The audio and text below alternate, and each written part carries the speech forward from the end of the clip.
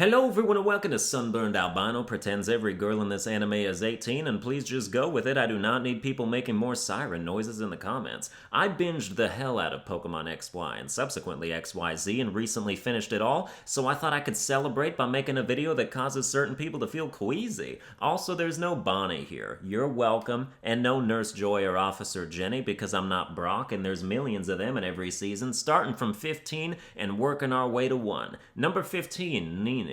Ew. Her picture is small as a favor to you. You do not want to see her at regular size. If Nini's Pokemon are supposed to be representative of her appearance, Smoochum makes sense to me, but she should trade in that Farfetch'd for a Trubbish or some shit cause she look like garbage. How do they let you compete to become Kalos Queen? The French dude specifically says, you need to be beautiful and intelligent to become queen. So we can tell you're missing a piece of the puzzle from a mile away. You shouldn't even make it to registration, and you're clearly not smart enough to know where you do not belong, so oops, you have no qualifications. How did you get 3 princess keys? I'd hate to see the contests you won. Everyone else must have been wearing homeless outfits and performing with Grimer and Stantler, that ugly fucking butt-nosed reindeer. Let's move on quickly. Number 14, Olympia. Don't think you can sneak around on Olympia. She foresaw that shit 2 weeks ago. You ain't keeping secrets from her. Olympia looks like she's 50, so I'm sure the anime lists her as age 25. Who wants to come home to Olympia every night just to have her tell you everything you did that day?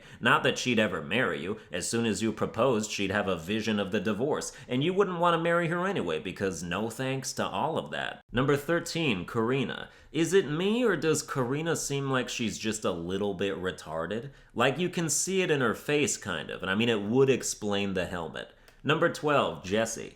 Don't get me wrong, I like Jessie, just not like that. Did you know Jessie and James are both 17 years old? It's true, it says so in the official Pokemon character bios. Where I live, that's a year above the age of consent, but, excuse me, Jessie, how are you not 2 years shy of 30? Jessie in XY is a vast improvement over Black and White, getting Team Rocket back to the silliness that made them so popular to begin with, but as someone who in this generation was even more invested in the Pokemon showcases than Ash's gym battles, I appreciate so much that Jessie is actually good at them. Jessie got 3 princess keys, assumedly fair and square. It shows her cheating twice, but she doesn't win the competitions she cheats in, and her freestyle performances are genuinely good. Next to Serena and Shauna, she's probably 3rd best overall, Aria notwithstanding. Seeing Team Rocket succeed at something is a lovely change of pace, but I'm still not into Jessie romantically at all. Number 11, Diantha. She might be the champion of Kalos, but with that shaggy boy hair, she won't be championing my love anytime soon. I'd rather say hi to her Gardevoir. Number 10, Lilia. Not a big character, by any means, and you may have forgotten all about her, but Lilia was the one girl Bonnie tried to get to take care of her brother that was actually maybe gonna do it. Her bunnyary was a perfect fit for Clement's Bunnelby. I know I pronounced bunnyary wrong, but when you watch the show a decade after you've been guessing pronunciations from the games, you're gonna develop some hard-to-break habits. Lilia loved Clement's inventions, and was even willing to take in stride Bonnie's lie about how he takes his shirt off and wraps himself in an Arbok sometimes. That's when we first learned Bonnie's a psychopath. The only thing that really screwed the whole thing up was that the entire basis started with, hey, maybe we'll get married and you'll take over my company. Like, can you start with a date, perhaps, you crazy children? Number 9, Aria. I know she's the Kalos queen and she's perfect and whatnot, but Aria's just meh to me. I think she's great at what she does and she deserved to beat Serena, though not by that big of a margin. But she just didn't really speak to me in a waifu sort of way, you know? Number 8, Alexa. Alexa's just cool. A wandering photographer, always excited to see Ash and company. She doesn't get much screen time, but you get the impression that she'd be great to have around the house. Number 7, Viola. Basically the same as Alexa, only she's also a gym leader and that ratchets her coolness up a little. Number 6, Malva. Malva's role in the story of XYZ is relatively undefined for me, at least. I know she's in the game as a Team Flare oddman, but all she does in the show is report on the Kalos League and own a Mega Houndoom you don't really get to see do anything. She betrays Lysander at the end, kind of, and chooses to side with Ash in his view of the future of the world, but what gives her solid waifu status is look at those goddamn pants. Those are some hot pants. Malva has the hottest pants in the history of pants.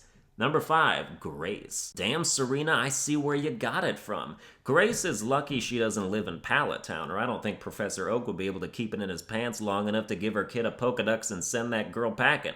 For all you older ladies out there watching, this is how you bounce back after a pregnancy.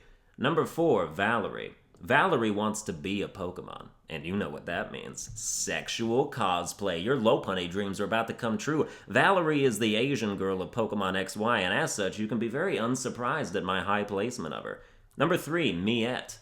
I kinda like Miette. I like how she teases Serena about Ash and openly flirts with him in front of her. Like, this is a chick who knows what she wants and isn't shy about proving she can take steps to get it. Not lacking in the confidence department one bit, and it just goes to show that if you dilly-dally with your secret crushes, someone with more backbone is gonna come in and try to swoop them away. You can take it slow, but not too slow. Also, Miette's attitude is ideal for me because I never make the first move, so I really benefit from someone just coming up and starting shit on her own. With that in mind, I have no choice but to like her. Number 2, Shauna. Wow, Shauna was not what I expected, having played the game. The game makes her seem like this childish, sort of loud, girly girl, but the show paints her as a cool, not crazy, just super chill person. She's tough when she wants to be, happy and cheerful, and I like her in Pokemon showcases, but I think she could benefit from better Pokemon. Ivysaur and Flabébé just weren't really cutting it at the higher levels, and she was deservedly outdone by Serena. Must suck to introduce someone to the concept of your dream, and then have them get closer to achieving it than you could. I felt for Shauna at the end. I mean, that's disappointing as hell. But you know she's the type to soldier on and do better next year with a smile on her face, and that's why she gets the number 2 spot. Number 1, Serena. Team Serena, I'm a member. As the prettiest of Ash's friends throughout the generations, you could argue Dawn, but I won't. It's great to see Serena grow from a girl who's just out avoiding her problems to someone who could deservedly take home the title of Kalos Queen. She wasn't ready for it when she lost, I agree, but after she put on that performance in Lumio City following the Zygarde stuff, you could just see that next year she'd give Aria a run for her goddamn money.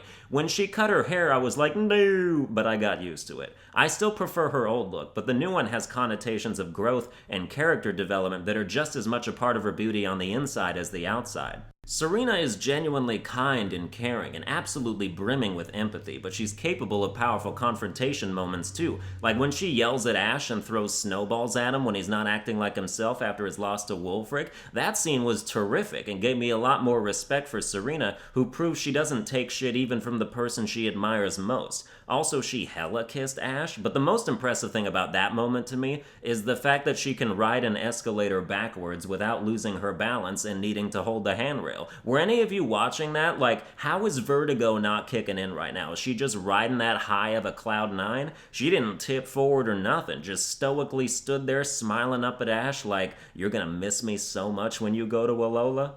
Well, that's going to do it for this video. I hope you enjoyed it. If you did, you can like, share, and subscribe. I've got other waifu rankings for games like Fire Emblem, Kingdom Hearts, and Danganronpa, and I'll see you guys next time.